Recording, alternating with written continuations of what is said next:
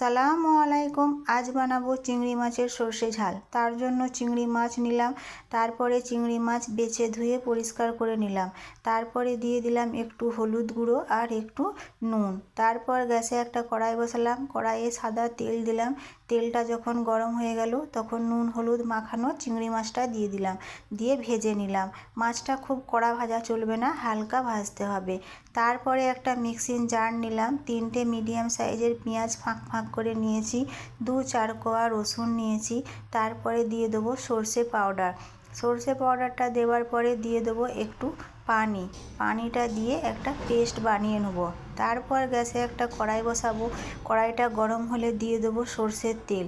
সর্ষের তেলটা গরম হলে দিয়ে দেবো আগে থেকে যে পেস্টটা বানিয়ে রেখেছিলাম ওটা দিয়ে দেবো।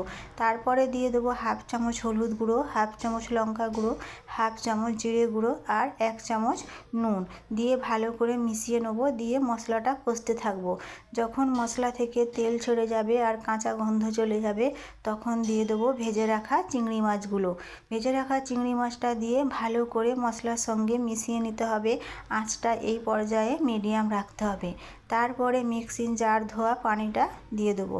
পানিটা দেওয়ার পরে ভালো করে মশলা, পানি, চিংড়ি মাছ ভালো করে মিশিয়ে নিতে হবে। ভালোভাবে মিশিয়ে নেবার পরে আঁচটা হাই করে ঢাকা দিয়ে 10 মিনিট হতে দেবো। 10 মিনিট পর ঢাকা খুলে দেখতে হবে, যখন গাঢ় গাঢ় মতো হয়ে যাবে দিয়ে হয়ে যাবে আমাদের চিংড়ি মাছের ঝাল। ভালো লাগলে লাইক করবে, চ্যানেলটা সাবস্ক্রাইব করবে। আল্লাহ হাফেজ।